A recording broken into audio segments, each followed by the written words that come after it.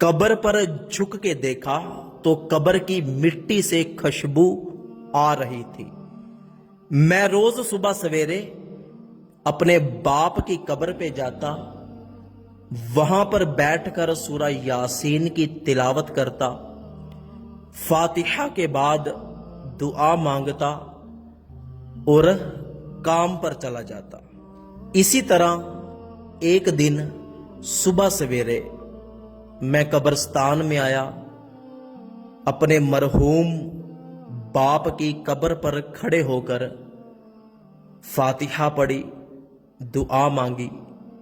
जब मैं दुआ मांगकर फारिग हुआ जाने लगा तो मैंने कब्रिस्तान में एक बहुत ही प्यारी खुशबू महसूस की।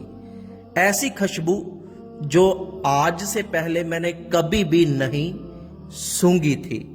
ये पता लगाने के लिए कि खुशबू कहां से आ रही है, मैंने सारे कब्रिस्तान में घूमना शुरू कर दिया। मैंने सारे कब्रिस्तान में चक्कर लगा के देखा, हर कब्र को देखा, किसी भी कब्र पर ताजा फूल नहीं पड़े हुए थे। एक दो जगह पर बासी फूलों के हार पड़े हुए थे।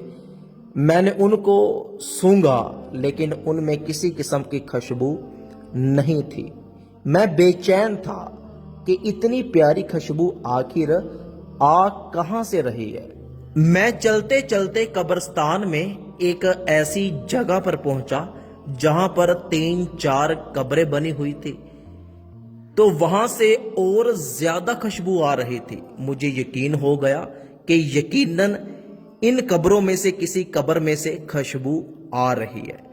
मैंने एक कब्र को सूंघा, उसमें से खुशबू महसूस ना हुई।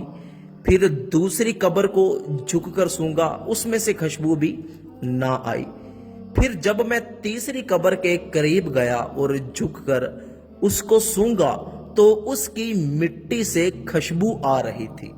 मुझे यकीन ही ना हुआ कि कब्र की मिट्टी से खुशबू आ रही है। मैंने इत्मीनान के लिए कब्र को 3-4 जगहों से सूंघा, हर जगह से बहुत ही उम्दा किस्म की खुशबू आ रही थी।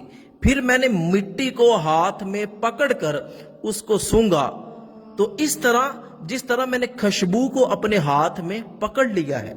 अगर मुझे काम पर जाने की जल्दी ना होती तो मैं घंटों वहां पर बैठा रहता और मैं जाते जाते सोचता रहा कि यकीनन ये अल्लाह के किसी बहुत ही नेक बंदे की कब्र है। अगले दिन जब मैं अपने मरहूम बाप की कब्र पर फातिहा के लिए आया तो मैंने फातिहा पढ़ी, हाथ उठाकर दुआ मांगी, तो मैंने देखा कि वही कब्र जिससे खुशबू आ रही थी उस पर कोई बंदा खड़ा होकर दुआ मांग रहा है। मैंने जल्दी के साथ दुआ खत्म की और उस बंदे की तरफ बढ़ा। जब मैं उस कब्र के करीब पहुंचा तो वो बंदा भी दुआ मांगकर चल पड़ा। मैंने उसको पीछे से आवाज दी कि बात सुनना। उसने कहा कि क्या बात है। मैंने कहा कि मेरे करीब आओ, कोई काम है। वो मेरे करीब आया, उसने करीब आकर सलाम किया। मैंने सलाम का जवाब देने के बाद उससे पूछा कि ये कब्र किसकी है। उसने हैरानगी के साथ पूछा कि आप ऐसा क्यों पूछ रहे हो। तो मैंने कल वाली सारी बात बताई कि मैं इस तरह कल कब्रिस्तान में आया था, तो मैंने कब्र की मिट्टी को सूंघा तो कब्र में से बहुत ही उम्दा किस्म की खुशबू आ रही थी। वो मेरा हाथ पकड़कर कब्रिस्तान से चल पड़ा और एक जगह रुककर उसने मुझे बताया कि ये मेरी वालिदा की कब्र है और कब्र से खुशबू क्यों ना आए। और तो मुझे कुछ नहीं याद, बहुत ही नेक परहेजगार औरत थी, कुरान नहीं पढ़ी थी लेकिन कुरान करीम से बहुत मोहब्बत करती थी। जब भी कुरान करीम को देखती चारपाई पे लेके बैठ जाती, कुरान करीम को खूब चूमती। पढ़ना तो नहीं आता था लेकिन कुरान करीम की लाइनों पर अपनी उंगली फेरती रहती।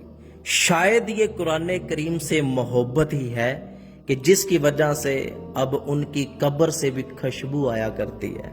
तो हम सुबहान अल्लाह कहकर कब्रिस्तान से वापस चल पड़े कि अगर कुरान करीम से मोहब्बत करने का ये अजर है कि अल्लाह पाक उसकी बख्शिश फरमा दे और उसकी कब्र से भी खुशबू आए, तो जो कुरान करीम को हिफज करते हैं, जो कुरान करीम को सुबह शाम पढ़ा करते हैं, अल्लाह पाक उनकी कब्रों में कितनी ठंडक अता फरमाएगा।